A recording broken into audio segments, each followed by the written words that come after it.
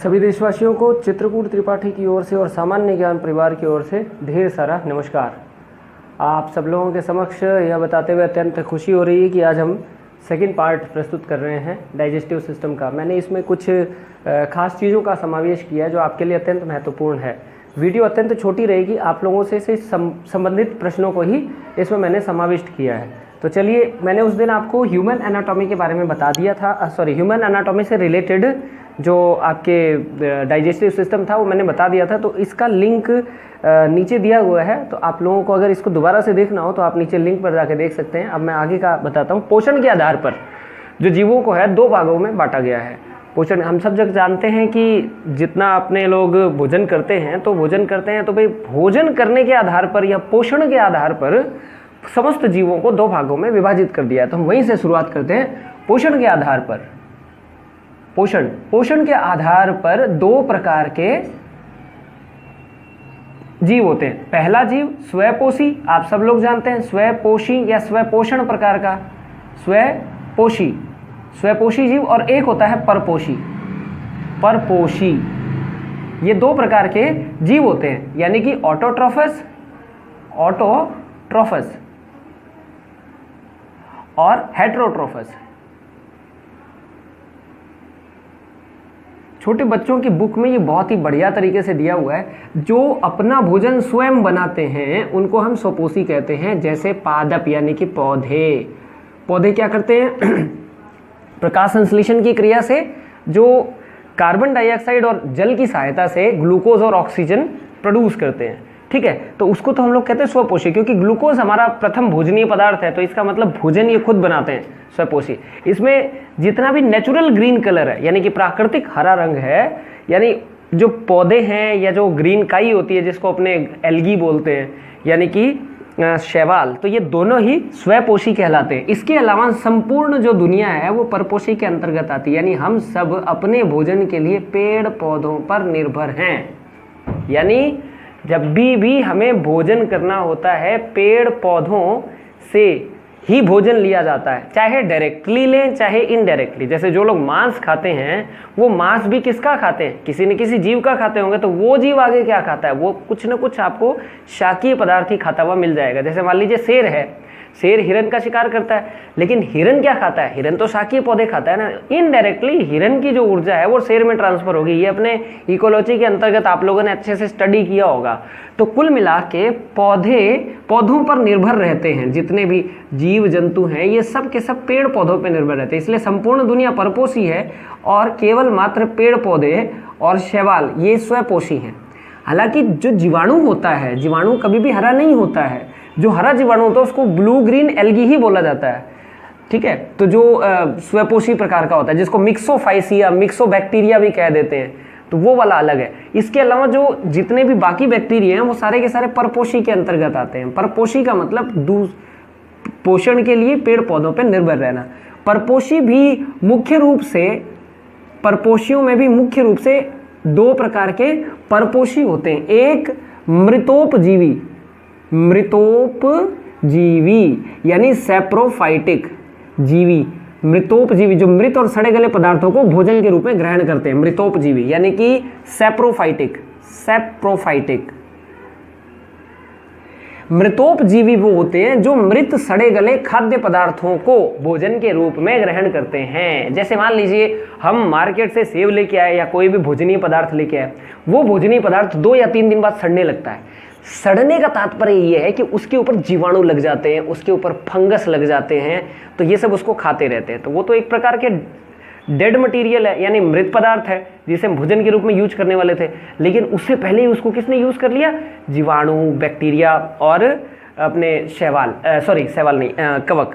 तो ये क्योंकि शैवाल तो स्वपोषी में आ गया ना, तो कवक, ध्यान रखना, कवक मृतोपजीवी पदार्थ होते हैं जो सड़े गले और मृत पदार्थों को खाकर अपना भोजन के रूप में जिसको यूज करते हैं, तो वो मृतोपजीवी पदार्थ होते हैं, ठीक है। तो वो मृतोपजीवी जीव होते हैं। सेकंड नंबर पे जो आते हैं वो होते हैं परजीवी कौन से होते हैं? जो जीवित पदार्थों से अपना भोजन ग्रहण करते हैं। देखो ये तो मृत पदार्थों को भोजन के रूप में लेते हैं इसलिए इसको मृतोपजीवी कहते हैं। इसके उदाहरण हो गए कवक, जीवाणु, ठीक है, ये मृतोपजीवी, मृत और सड़े गले पदार्थों को लेते हैं। अच्छा, परजीवी, अच्छा परजीवी कौन से हुए? जो जीवित पदार्थों से अपना भोजन ग्रहण करते हैं उसको परजीवी कहते हैं। जैसे अमरबेल का पौधा हो गया, एक पहले से हरा भरा पादप है, उस हरे भरे पादप पे अमरबेल इस पे लग जाती है, इस तरह से लग के और चढ़ती रहती है। तो अमरबेल खुद तो प्रकाश संश्लेषण करती नहीं है, तो अमरबेल एक ऐसा पौधा है जो अपने हाउस्टेरिया, जो हाउस्टेरिया होता है यानी कि हॉस्टेरिया को ये घुसा देता है अंदर, यानी कि पेड़ के अंदर डाल देता है। तो जब पेड़ के अंदर हॉस्टेरिया यानी चूषकांग चले जाते हैं तो पेड़ द्वारा बनाया गया भोजन ये जो अमरबेल का पौधा है ये ग्रहण करता है। इसलिए अमरबेल का पौधा जो है परजीवी प्रकार का पौधा है, ये ध्यान रखने वाली बात है। इसमें से प्रश्न बहुत ज़्यादा पूछे जा सकते हैं। ये पूछा जा सकता है कि निम्नलिखित में से परजीवी का एक उदाहरण हो सकता है, और अगर उसने पादप दे दिया तो बिल्कुल अमरबेल का पौधा हो सकता है। जरूरी नहीं कि सारे पादप स्वपोषी हों, कुछ परपोषी या कीटाहारी पादप भी होते हैं जो कीटों को परपोषण के रूप में ग्रहण करते हैं, है ना। तो इस तरह से पादप भी इसका एक उदाहरण हो सकते हैं, ठीक है। अब उसके अलावा ये तो था परजीवी के उदाहरण। परजीवी देखो, जीवाणु वगैरह जो हमारे शरीर में प्रवेश कर जाते हैं वो भी क्या होते हैं? परजीवी प्रकार के होते हैं, क्योंकि हम जीवित पदार्थ हैं और जीवित जीव हैं। तो जीवित जीव से भोजन के रूप में अगर कोई ग्रहण करता है और कोई किसी जीवित पदार्थ पर अतिक्रमण करता है तो उसको हम पैरासाइट यानी कि परजीवी कहते हैं, यानी कि दूसरे के जीवन को डिस्टर्ब करके और भोजन प्राप्त करना या जनन करना या भोजन करना, इसे हम लोग किस कैटेगरी में डालेंगे? परजीवी कैटेगरी में डालेंगे। तो परजीवी में कौन कौन आते हैं? परजीवी में सभी प्रकार के जीवाणु, कई प्रकार के जीवाणु, ठीक है, और विषाणु भी इसी के अंतर्गत आते हैं। कुछ लोग कहते हैं कि विषाणु सजीव और निर्जीव के बीच एक योजक कड़ी है। खैर उससे हमें कोई लेना नहीं, बात सही है, बिल्कुल योजक कड़ी है। बट इंपॉर्टेंट चीज क्या है कि जो विषाणु होता है, विषाणु किसी जीवित कोशिका या जीवित व्यक्ति के शरीर में प्रवेश करके उसका पोषण खुद ग्रहण करता है और उससे जनन करता है।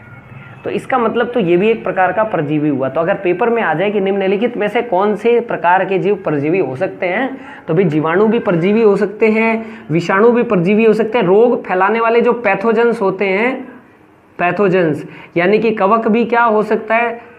बिल्कुल परजीवी हो सकता है। तो ये सब परजीवियों के उदाहरण हैं जो दूसरे जीवित पदार्थों से भोजन ग्रहण करते हैं, उसको हम परजीवी कहते हैं। पैरासाइट, पैरासाइट, उसको हम पैरासाइट कहते हैं। इसके अलावा एक और बड़ा ही प्यारा सा पोषण का एक जीवन का प्रकार होता है। कुछ लोग पोषण का प्रकार कहते हैं, कुछ लोग जीवन का प्रकार कहते हैं, एक ही बात है। उसको बोलते हैं सहजीवी। ये परजीवी था, वो सहजीवी, साथ साथ जिंदा रहने वाले सहजीवी। बड़ा कमाल का संबंध है ये। दो जीव एक दूसरे के फायदेमंद यानी कि बेनिफिशियल पदार्थों के लिए एक दूसरे से जुड़े रहते हैं, एक दूसरे को लाभ पहुंचाने के लिए एक दूसरे से जुड़े रहते हैं और जीवित रहते हैं। तो ऐसे जीवन को हम सहजीवी कहते हैं। दोनों एक दूसरे के पूरक होते हैं। इस प्रकार का जीवन सहजीवी कहलाता है। सिम्बायोटिक जीवन यानी कि सिम्बायोसिस, ठीक है, सहजीवन। इसका एक सबसे बढ़िया उदाहरण है लाइकन्स। लाइकन यानी कि लाइकन एक इसमें होता है शैवाल, शैवाल का अंश होता है। लाइकन दो प्रकार के जीवों से मिलकर बना होता है। शैवालांश, एक तो शैवाल का अंश होता है और दूसरा होता है कवकांश, कवकांश। ये दो प्रकार के जीव होते हैं। अगर आप इनमें से किसी एक जीव को बाहर निकाल देंगे तो ये लाइकन डेड हो जाएगा, मर जाएगा, खत्म हो जाएगा। नहीं, क्या जबरदस्त प्यार है। आप देखो ध्यान से, शैवाल और कवक ये दोनों एक दूसरे से ऐसा जुड़ाव रखते हैं कि ये एक दूसरे के बिना जिंदा नहीं रह सकते। तो इस प्रकार के जीवन को हम सहजीवी जीवन कहते हैं। क्यों? क्योंकि शैवाल को भोजन बनाने के लिए नमी और कच्चे पदार्थों को और कवक प्रदान करता है, बदले में कवक को शैवाल भोजन बनाकर देता है। देखो ना, कमाल की बात है। मतलब कवक को भोजन बना के देने का काम शैवाल करता है, बदले में शैवाल को सुरक्षा और रॉ मटेरियल कौन प्रदान करता है? कवक प्रदान करता है। ये इस प्रकार का जीवन सहजीवन कहलाता है और इस दोनों से मिल के बने जीव को हम लाइकन्स कह देते हैं, ठीक है। तो ये तो था एक विशेष प्रकार का सहजीवन। इसके अलावा एक और सहजीवन पाया जाता है, माइकोराइजा, कवक मूल। इसके अलावा और चीज़ बता देता हूँ आपको। क्या होता है ना कि जो एक पौधा होता है, आप लोगों ने देखा होगा मटर का पौधा या दालों, जो दाल कुल के सदस्य होते हैं, जैसे मटर हो गया, चना हो गया, तो मटर के पौधे में क्या होता है, इनकी जो जड़ें होती हैं, जड़ों में एक विशेष प्रकार की गांठें पाई जाती हैं, ठीक है। उन गांठों के अंदर एक विशेष प्रकार का जीवाणु रहता है। उस जीवाणु का नाम आप सब लोग जानते हैं, राइजोबियम।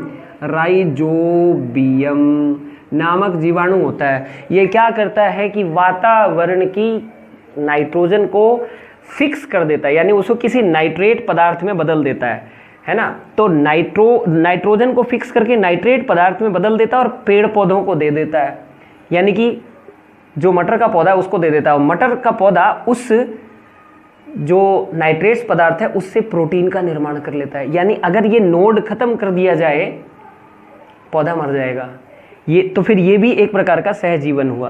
तो आप लोग सब लोग जानते हैं कि जो दाल कुल के सदस्य होते हैं उसमें प्रोटीन की मात्रा अधिक होती है। प्रोटीन कहाँ से बनता है? प्रोटीन किसी अमीनो अम्ल या से बनता है। अमीनो अम्ल किससे बनता है? किसी अमोनिया जैसे कोई नाइट्रोजनी पदार्थ से बनता है। वो नाइट्रोजनी पदार्थ वायुमंडल से पौधे सीधे नहीं ले सकते क्योंकि वो गैस की फॉर्म में होता है। वो लेने का काम राइजोबियम जैसे बैक्टीरिया करते हैं।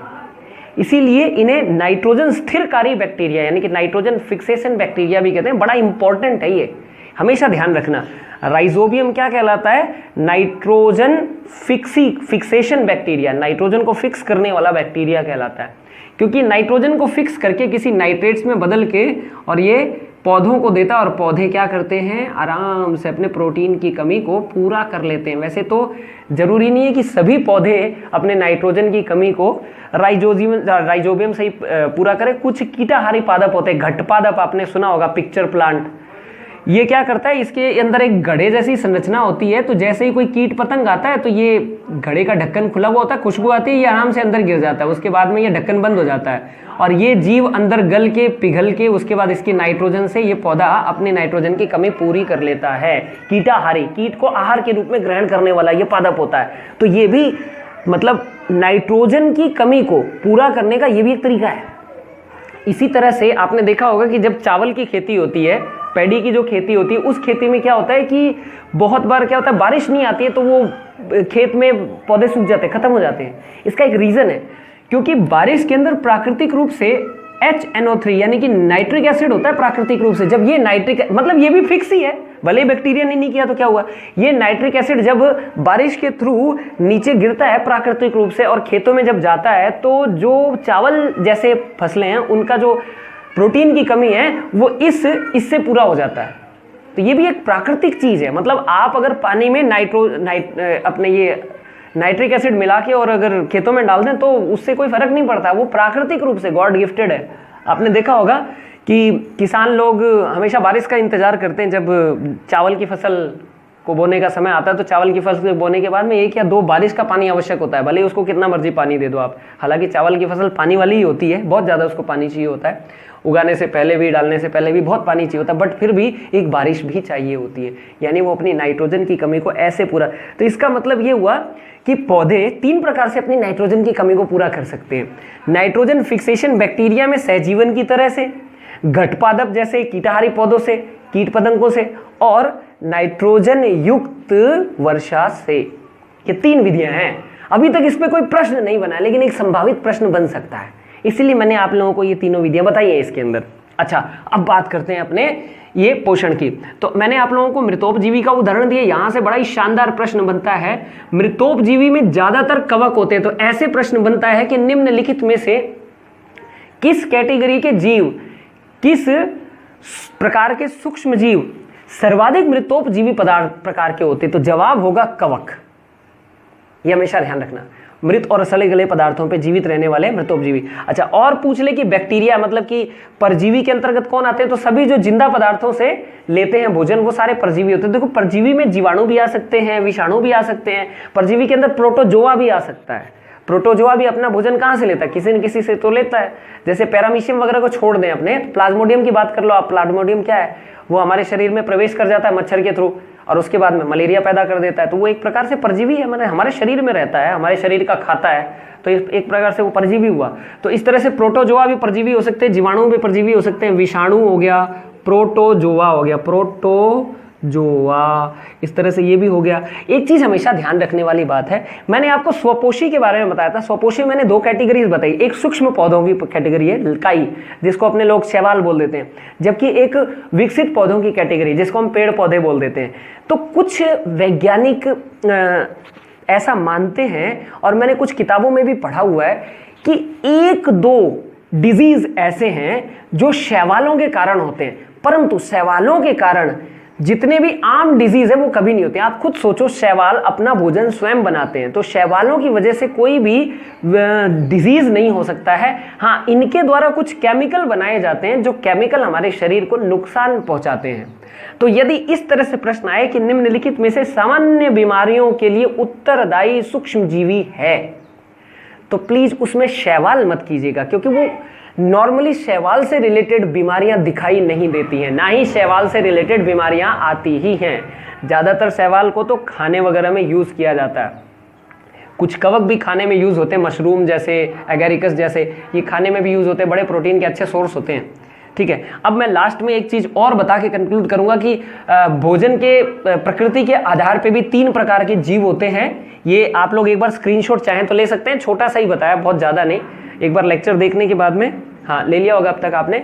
अच्छा, तो अब उसके बाद में मैं आपको एक चीज़ और बताता हूँ। पोषण के आधार पर, जो पोषण होता है, पोषण के आधार पर मतलब खाने के हैबिट के आधार पर 3 प्रकार के जीव होते हैं, हम सब लोग जानते हैं। एक होते हैं सिंपल जीव, जिसको हम लोग बोलते हैं शाकाहारी, शाकाहारी। एक होते हैं मांसाहारी, और एक होते हैं आपके सर्वाहारी, सर्वाहारी। इसके बाद में आपको दांत के बारे में भी थोड़ा सा बताऊंगा, ये इसीलिए ये टॉपिक मैंने सबसे लास्ट में लिया है। देखिए, आपको मैं कुछ उदाहरण देता हूँ। शाकाहारी जैसे हिरन हो गया, हिरन जैसे गाय हो गई, ये ऐसे जीव होते हैं जिनको, जो सिर्फ अपना पूरा जीवन काल शाकाहार पे बिताते हैं। आप अगर किसी गाय या हिरन को कोई मांसाहारी पदार्थ दे दो, इनके जबरदस्ती पेट में डालो, इनका पेट खराब हो जाएगा, क्योंकि इनकी प्रकृति नहीं होती है शाकाहारी, इसलिए इनको शाकाहारी बोलते हैं, क्योंकि इनका पूरा जीवन ही शाकाहार पे निर्भर होता है। इनको चाहिए ही होता है भोजन के रूप में केवल मात्र शाकाहार। तूड़ी खाते हैं, तूड़ी में क्या होता है आप सब लोग जानते हैं, है ना, छोटे छोटे टुकड़े होते हैं, मतलब लकड़ी के, यानी कि सेलुलोज से बना होता है वो, और वो सेलुलोज किससे बना होता है, ग्लूकोज से बना होता है। तो ये इनके शरीर में ग्लूकोज तोड़ने के लिए जीवाणु पाए जाते हैं, आप सब लोग जानते हैं। अच्छा, ये होते हैं शाकाहारी जंतु। उसके बाद आता है मांसाहारी जंतु, जैसे शेर, सब लोग जानते हैं, शेर को आप घास नहीं खिला सकते, खाएगा तो मांस ही खाएगा, इसकी प्रकृति नहीं होती है। ऐसा नहीं कि घास खिला दे और जिंदा रह जाए, ये हो नहीं सकता। आप इसको घास पीस के, कूट के अच्छी तरह इसके मुंह में पिला दो तो भी नहीं जिंदा रहेगा। इसको जिंदा रहने के लिए, जीवित रहने के लिए सबसे ज्यादा क्या चाहिए, मांसाहार, इसकी प्रकृति मांसाहारी होती है। उसके बाद होता है सर्वाहारी, सर्वाहारी जिनको, जो ये भी खा सकते हैं और ये भी खा सकते हैं। मनुष्य इसका बड़ा अच्छा उदाहरण है। मनुष्य, अब आप कहोगे हम लोग तो शाकाहारी होते हैं, तो बिल्कुल वो हमारी हैबिट है। अगर हम शाकाहारी, कोई बात नहीं, मांसाहारी भी हो सकते हैं, वो नॉन वेज वेज, वो एक अलग टेक्निकल वर्ड है। लेकिन एक व्यक्ति शाकाहार भी ले सकता है और मांसाहार भी ले सकता है, दोनों से अपना पोषण प्राप्त कर सकता है। जब कोई जीव दोनों से अपना पोषण प्राप्त करता है तो उसको हम सर्वाहारी की कैटेगरी में रखते हैं। चींटी भी सर्वाहारी की कैटेगरी में आती है, सबसे सूक्ष्म जीव है, काफी सूक्ष्म जीव है, मतलब बहुत ज्यादा, अब इतना भी सूक्ष्म नहीं, दिखती तो है आंख से, लेकिन छोटी कैटेगरी का, सर्वाहारी, सब कुछ खा जाती है। इसी तरह से जो हमारे स्कैवेंजर होते हैं, इस तरह से अपने जितने भी बैक्टीरिया वगैरह होते हैं, ये भी एक प्रकार से सर्वाहारी कह सकते हैं हमने, क्योंकि सभी प्रकार की चीज़ों को खाकर वातावरण को साफ करते हैं। तो ये सर्वाहारी के कुछ उदाहरण है। मैं आपको दांतों का भी प्रकार बता देता हूँ, क्योंकि हमारे ये भोजन के अंतर्गत ही आता है। आप देखिए, हम अपने दांत को 4 कैटेगरी में डिवाइड कर सकते हैं, ऐसे बीच में से बांट के और ऐसे करके बांट सकते हैं। तो हमारा एक चतुर्थांश यहाँ हो जाएगा और एक चतुर्थांश नीचे हो जाएगा। तो ऊपर और नीचे वाले चतुर्थांश है, तो ऊपर वाले चतुर्थांश को तो ऊपर लिखा जाता है और नीचे वाले चतुर्थांश को नीचे लिखा जाता है, और उसके बाद 2 से गुणा कर देते हैं तो पूरे दांत हो जाते हैं। दांत 4 प्रकार के होते हैं। आगे वाले जो होते हैं ये बिल्कुल आरी की तरह से होते हैं, जैसे आरी होती है ना, जैसे आपने देखा होगा हरा काटने वाली मशीन, तो कुतरने का काम करते हैं आगे वाले, इसलिए इनका स्पेशल नाम होता है इनसाइजर। इनसाइजर नाम देखिए, इनसाइजर क्यों रखा है? इनसाइजर का मतलब हो गया सीजर, सीजर मतलब कैंची की तरह काटने वाले, इनसाइजर। इनकी जो वास्तविक संरचना होती है ना, बिल्कुल इस तरह से होती है, इस तरह से होती है। दूसरे नंबर पे जो आते हैं वो आते हैं कैनाइंस, कैनाइंस, रदनक। ये तो होते हैं कृंतक, और इसको हम लोग बोलते हैं रदनक, कैनाइंस, रदनक। हिंदी में लिख देता हूँ, रदनक, रदनक। ये बिल्कुल सूए के प्रकार के होते हैं, बिल्कुल इस तरह से, ऐसे गोल गोल से होते हैं। आप देखिए बहुत ही ज़्यादा सूए जैसे होते हैं। इनका स्पेशल कार्य चीरने और फाड़ने का होता है। आप लोगों ने अगर कुत्ते को देखा होगा तो कुत्ता जब दांत दिखाता है तो उसके किनारे बड़े तीखे और शानदार बड़े ही शार्प दांत होते हैं, वो चीरने और फाड़ने का कार्य करते हैं। जितने भी मांसाहारी होते हैं उसमें ये रदनक दांत बड़ा ही विकसित होता है। उसके बाद में एक होता है अग्रचर्वणक, आगे वाली जाड़, अग्रचर्वणक, चर्वणक, ये चक्की के समान होते हैं। और एक होते हैं पीछे वाली जाड़ यानी कि चर्वणक, ठीक है। अग्रचर्वणक को प्रीमोलर बोलते हैं, चर्वणक को मोलर बोलते हैं, रदनक को कैनाइन सी बोलते हैं, इंसाइजर को आई बोलते हैं। इनकी ये सिंपल नेम इसलिए बताए हैं सिंबल, ताकि हम इसका फॉर्मूला अच्छे से देख सकें। आप लोग जरा ध्यान से देखिएगा, कुछ बातें बताने जा रहा हूं। हमारे मुख में ये 4 प्रकार के दांतों के कार्य जरा ध्यान से देखिए। इंसाइजर कुतरने का कार्य करते हैं, कुतरते कुतरते किसी चीज को खाएंगे। तो आप ध्यान दीजिए, कुतरने का काम शाकाहारियों का होता है, इसलिए शाकाहारी में इंसाइजर दांत अत्यंत विकसित होते हैं। भले ही खरगोश का उदाहरण ले लीजिए, भले ही हिरन का उदाहरण लीजिए, गाय का उदाहरण लीजिए, गाय के आगे वाले दांत बड़े चौड़े होते हैं ऊपर वाले, तो इनका उदाहरण ले लीजिए। लेकिन इनको मांस तो खाना नहीं होता है, तो चीर फाड़ वाला काम तो होगा नहीं। तो जब चीर फाड़ वाला काम होगा नहीं, तो ज्यादा जितने भी शाकाहारी होते हैं उसमें ये वाला दांत अनुपस्थित होता है। इसके स्थान पर एक खाली जगह होती है जिसको दंतावकाश कहते हैं, एकदम खाली जगह होती है।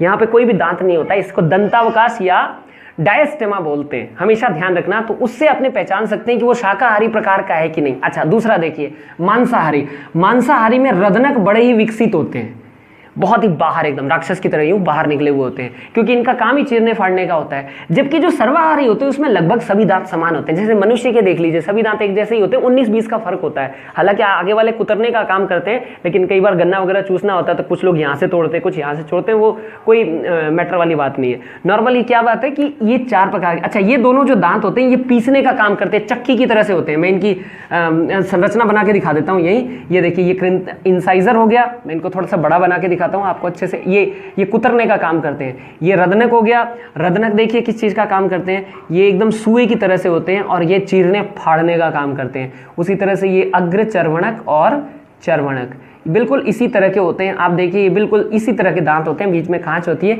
ये पीसने का काम करते हैं। तो ये सभी जीवों में पाए जाते हैं, ठीक है। तो अब कुछ जीवों के मैं आपको उदाहरण दे देता हूं, इनको लिखने का तरीका बता देता हूं। लिखने का तरीका क्या, पहले इंसाइजर लिखा जाता है, ऊपर वाले जबड़े का बटे में ऊपर लिखा जाता है और नीचे वाले जबड़े का बटे में नीचे लिखा जाता है। उसके बाद कैनाइंस लिखा जाता है, फिर प्री मोलर लिखा जाता है और फिर उसके बाद में मोलर का नंबर आता है। सबसे लास्ट में मोलर लिखते हैं, है ना। तो देखिए मनुष्य का क्या होता है, 21-23 बटा 21-23, ये सिंपल है फॉर्मूला, 21-23 बटा 21-23। इसका अर्थ क्या हुआ, इंसाइजर 2 इधर होते हैं, उसके बाद एक कैनाइंग होता है, उसके बाद 2 प्रीमोलर होते हैं और उसके बाद 3 मोलर होते हैं इधर।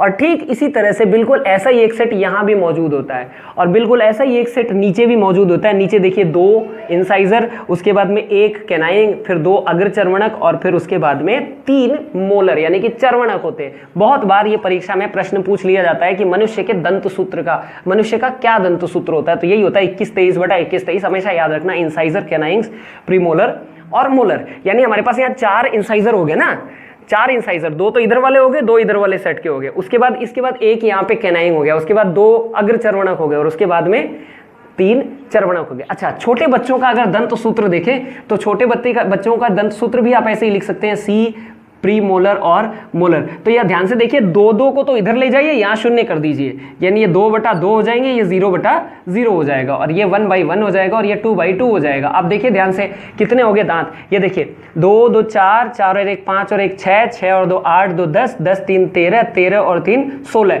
है ना। 16 एक सेट में हो गया, आधे सेट में, और आधे सेट में 16, यानी कि कुल 32 हो गए। जबकि बच्चों का दांत कितना होता है, 2 और 1 3 और 3 6, 6 और 2 8, 8 और 2 10, 20 दांत होते हैं। ये 20 दांतों का सेट होता है छोटे बच्चों का, तो ये बच्चों का हो गया। अब इसी तरह एक और मैं दांत का दंत सूत्र आपको बता देता हूं, बड़ा ये सिंपल है, incisor, canines, premolar and molar. ये देखिए 20-33 बटा 10-23, 10-23, समझ तो गए होंगे। ये खरगोश का दंत सूत्र है। खरगोश के ऊपर वाले अर्धांश के चतुर्थांश में 2 इंसाइजर होते हैं, जबकि नीचे वाले चतुर्थांश में 1 इंसाइजर होता है। इसी तरह से उसके कैनाइंग नहीं होते। देखिए कैनाइंग की जगह 0 यानी कि खाली जगह होती है, जिसको दंतावकाश बोलते हैं। इससे ये सिद्ध होता है कि ये क्या है, ये एक शाकाहारी जंतु है। ठीक है। उसके बाद प्री मोलर ऊपर वाले में 3, नीचे वाले में 2। इसी तरह मोलर ऊपर वाले में 3 और नीचे वाले में 3 होते हैं। आप चाहो तो काउंट करके देख लो, 2 और 3 और 2 5, 5 और 3 8, 8 और 1 9, 9 और 2 11, 11 और 3 14, 14 दूनी 28, यानी कि खरगोश के 28 दांत होते हैं। तो इस तरह से मैंने दांतों के बारे में आपको थोड़ा सा बताया है। ये एक पार्ट हमारा रह गया था। अब इसी के साथ इस वीडियो को कंक्लूड करता हूँ। आप लोगों को ये वीडियो कैसे लगी प्लीज़ बताइएगा, और सब्सक्राइब और लाइक ज़रूर करें, ये मेरी आपसे रिक्वेस्ट है। आपको मैं इसी तरह से आगे वीडियो बनाकर देता रहूँगा। सामान्य ज्ञान ग्रुप परिवार की ओर से हम ये मुहिम अपनी चालू रखेंगे। ये जो भाग है ये 12वीं क्लास और 10वीं क्लास दोनों के लिए अत्यंत महत्वपूर्ण और कंपटीशन एग्जाम के लिए तो है ही, इसीलिए ये भाग मैंने थोड़ा अलग से बनाया है। आप सब लोगों को बहुत सारा धन्यवाद, आप लोग मेरे साथ बने रहे, इसके लिए बहुत बहुत थैंक यू।